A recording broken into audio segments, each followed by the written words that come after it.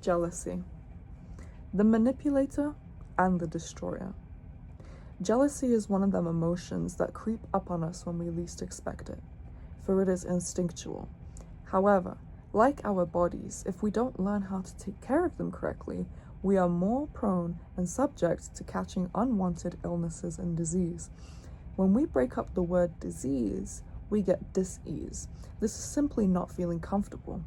Jealousy makes us feel like that too. And if we are sensitive to feeling this emotion, not only are our immune systems weakening, but so are our minds in the capability to think competently.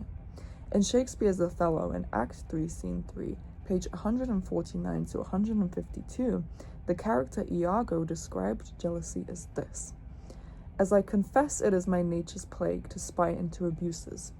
Iago perceives jealousy as a literal disease and that it cannot be controlled because anyone is able to catch it and have to put up with such toxicity.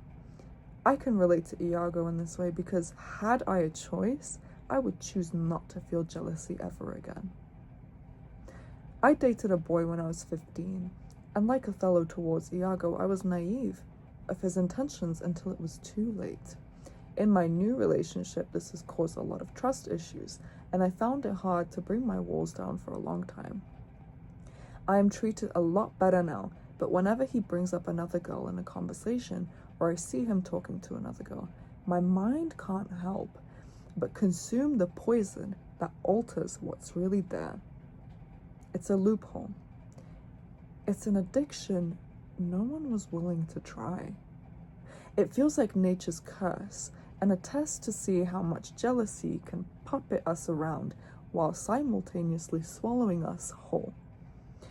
Of course, diseases exist, but some people have a higher chance of catching it than others.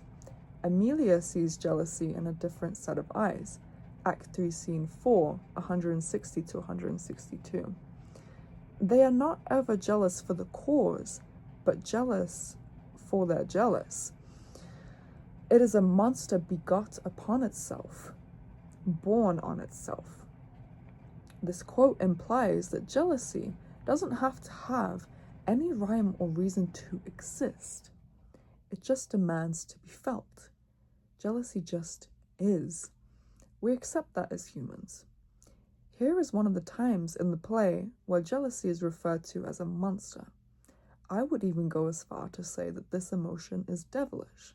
Some of us choose whether we want to be good or evil. This is unique because it affects you, no matter who you are. I feel this way because I know no matter what comes into my life, I will always choose the light over the darkness. But jealousy gives you such a scorching embrace that you cannot even sleep with the covers on at night, no matter how much comfort your duvet gives you. Jealousy is born because, much like humans, we don't know why reproducing is instinctual. It doesn't need a reason. Neither does jealousy, unfortunately. I could be having a completely content day when my mind decides to fill me with something I was jealous about 3 years ago. I never asked, and it definitely wasn't consensual.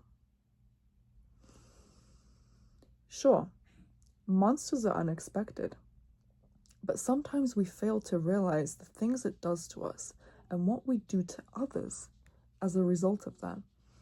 There are so many emotions which birth themselves with jealousy present, such as anger, resentment, inadequacy, helplessness, or disgust.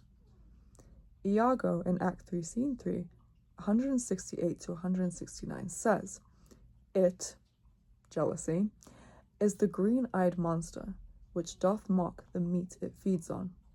The monster that Amelia saw was one that wanted to kill for fun, not one that actually needed you for survival. This monster is different.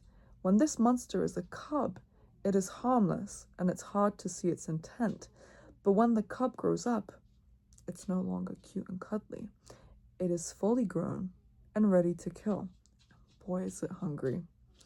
Sure, it mocks and plays with its victim, only because it can. This monster has no hesitation in consuming them. I can link this notion to when I was around 9 years old. My mom was dating this guy at the time, and he had a daughter. And her name was M. She was a horse fanatic. Knew the ins and outs of them. As you can imagine, my mother and M got along very well. So much so that I was beginning to be the outcast. I loved M so much, but whenever my mother and her were around each other, I stopped feeling like I was my mother's child. I know that sounds extreme, but that's the lengths that jealousy took me to. I felt inadequate compared to M. I felt like I wasn't enough. The watcher, not the player. Like a recurring nightmare it manifested without your control. You just have to sit there and take it. Although Iago's reasons for jealousy are fruitful in Othello, I feel like his sexual jealousy is very rarely touched upon. In Act 1, Scene 3, 385 to 307 says, I hate the more, and it is thought abroad that twixt my sheets he's done my office. He's done my office is a dual meaning. He is implying that Othello committed adultery with his wife Emilia, as well as office relating to the position of the lieutenant that Iago relied on Othello to feed him. This goes to show that jealousy can come in many different forms and makes us obsessed and possessive about something. Did I mention jealousy was toxic? Yeah. It doesn't benefit the victim nor the perpetrator. When we feel we found love, we want to do everything in our power to salvage it. With what's been going on in the world today, so many things are unprecedented that we fear to lose the things that are going well for us. That's normal. But what isn't normal is the negativity we feed each other. Moving forward, I discern the fact that jealousy has a ripple effect on people. It truly doesn't matter what the situation is. Jealousy is only there to fill a certain void that our self-satisfaction cannot. I now understand that the reason people feel jealousy is because they cannot make themselves feel whole in some way or other.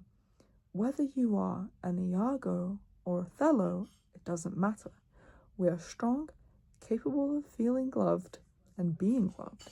Most importantly, being the only person we need to fill ourselves up with what it is we lack.